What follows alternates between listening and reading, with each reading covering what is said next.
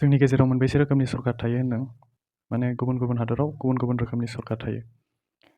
जेरै भारत हादराव दङ डेम'क्रेसि, आरो बेनिफ्राय गुबुन हादराव थानो हागौ अट'क्रेसि, बेनि उनाव अलिगार्कि माने जाय माखासे सुबुंजोंनो खुंजानाय सरकार आरो जेरै नेपाला माने अलिगार्कि जालांबायमोन, बेनि थाखायनो माने जेनजिफ्रा प्रटेस्ट खालामबाय थादोंमोन। बेनि अनगायैबो दङ थिअक्रेसियाव मा होनदों जाय धोरोमगिरि बिसोरनो माने सरकारखौ सालायो। बेनि उनाव डिक्टेटरशिप दङ। डिक्टेटरशिप माने सासे मानसिनि माबाजोंनो सोलिनाय, जेरै नर्थ करिया बेफोर मोनसे डिक्टेटरशिपनि बिदिन्थि। बेनि उनाव मनार्कि थायो। मनार्कि माने राजा खुंथाय आरो जेरै दासिमबो भुटानाव राजा खुंथायानो सोलिगासिनो दङ। बेनि उनाव एनार्कि जेराव माने खुंथाय गैया, बायदि बायदि आरो गुबुन गुबुन सरकारबो थानो हागौ। जोंनि भारतआ डेम'क्रेसि ना, बे डेम'क्रेसियाव मा जायो होनदों जों सुबुंफ्रानो मा खालामो माखासे रिप्रेजेन्टेटिभ सायख'नानै हरो। जेरै स्टेटआव सायख'योब्ला बियो मा जायो MLA जायो, आरो जुदि जों सेन्ट्रेलाव सायख'नानै हरोबा बेनो MP जायो।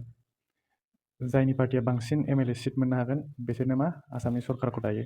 जेरै दा BJP दागासिनो दङ, बिसोरनो माने सरकार सालायो आरो गभर्नमेन्टखौ बिसोरनो सालायो। बेनि उनाव बांसिन जाय MP सिट मोननो हागोन बिसोरो मा खालामो भारत सरकारखौ दायो। जेरै दा NDA एलायन्सआ सालायगासिनो दङ, बेबायदिनो आरो। बेनि अनगायै जोंहा BTC दङ। BTCआव मा जायो जों MCLA सायख'नानै हरो। MCLAफ्रा मा खालामो जायना बांसिन MCLA मोननो हागोन जाय पार्टिया बिसोर मा सरकार दानो हायो आरो बिसोरनो BTCनि सरकारखौ दायो। बिदिनो जायफोरा खमसिन सिट मोननो हाबाय बिसोर मा जाखो अपोजिसन पार्टि जाबाय। 50%नि बारा जाय सिट मोननो हाबाय माने 100आव जाय 51 मोनबाय बिसोर सरकार दाबाय आरो जायहा खमसिन मोनबाय बिसोरो मा बेरेखा हान्जा जाबाय अपोजिसन पार्टि।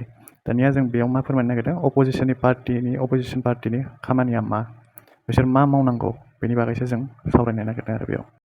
अपोजिसननि खामानिया मा, दा रल अफ द अपोजिसन होनदों माने अपोजिसनफ्रा मा मा खामानि मावनांगौ बेनि बागै जों बेयाव नायलांनो। एक नाम्बाराव होनदों टु रेज द भइस अफ द पिपोल, माने सुबुंफोरनि आवाजखौ दैखांनांगोन। माने मायाव दैखांनांगोन जों माने पार्लियामेन्टआव जोंनि आवाजखौ सोर दैखांगोन अपोजिसन पार्टिया दैखांगोन। बिदिनो रुलिं पार्टिया जुदि मिस इउस खालामोबा बेनि बागैबो जों नायनांगोन। ओमफ्राय गभर्नमेन्टआ जुदि एकाउन्टेबल नङाबा ट्रेन्सपारेन्ट नङाबा बेनि सायाव जों सोंखारिनांगोन। बेनि गेजेरजों जों मा खालामनो हायो होनदों डेम'क्रेसिखौ गोख्रोंसिन खालामनो हायो, माने सुबुं खुंथायखौ गोख्रोंसिन खालामनो हायो। जुदि सोरनिबा सायाव जुदि आनजास्ट जायोबा माने सोरबा सुबुङा जुदि जास्टिस मोनाबा बा सोरबा हारिसाया जुदि जास्टिस मोनाब्ला बेखौ सोर सोंखारिनांगोन होनोबा अपोजिसन पार्टिया बेखौ सोंखारिनानै माने बे खामानिखौ सरकारखौ मावहोनो हानांगोन आरो बेनो जाबाय अपोजिसन पार्टिनि खामानि। दानिया जोंनिया BTRआव मा जानानै दं फैनायनि जों एसे।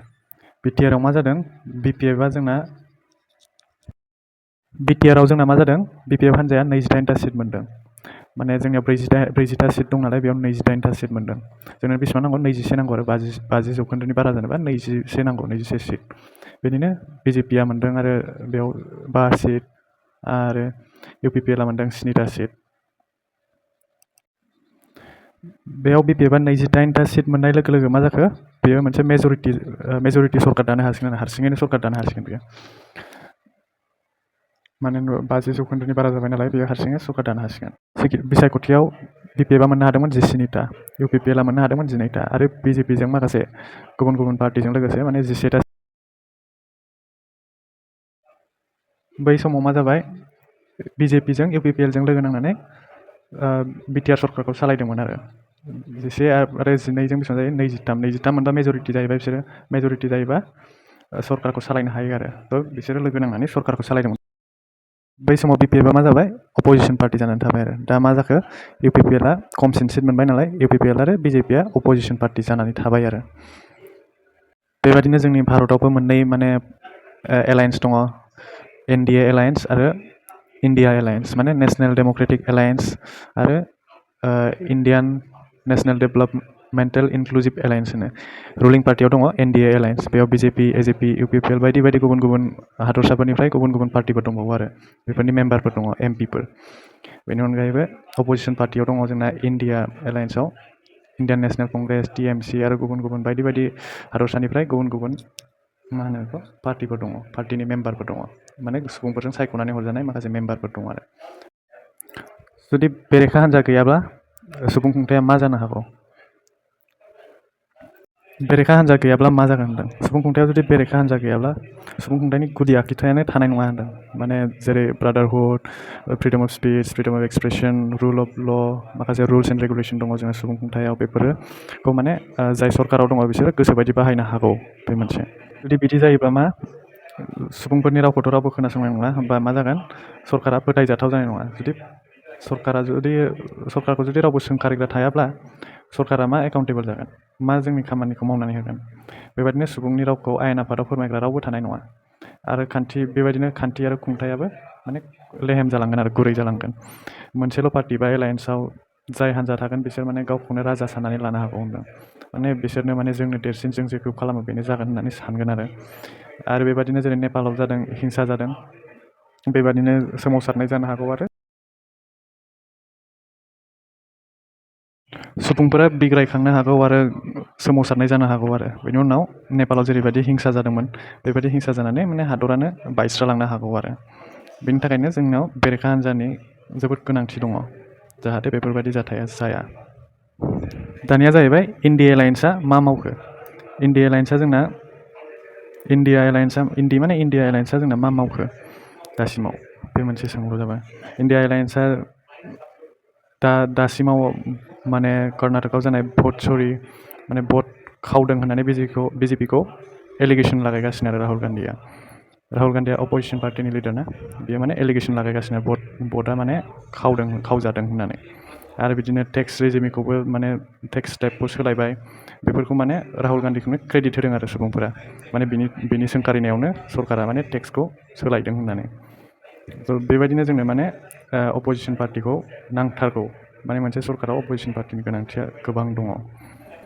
दा जोबथारनायाव आं मा सानो, आंनि मोन्दांथिया मा, बा आंनि वे फरवार्ड मा होनो सानो, बेनो जाहैबाय जेरै सेन्ट्रेलाव इन्डिया एलायेन्स दङ बेबायदिनो इउपिपिएल हान्जाया बेरेखा हान्जानि डिउटिखौ मोजाङै मावलांनो थाखाय थिरांथा लानांगौ आरो बेबायदिनो बिपिएफ हान्जायाबो हारसिङै सरकार दाफुंनानै रायजोनि गांनाय उखैनायखौ सुफुंनो नाजानांगौ।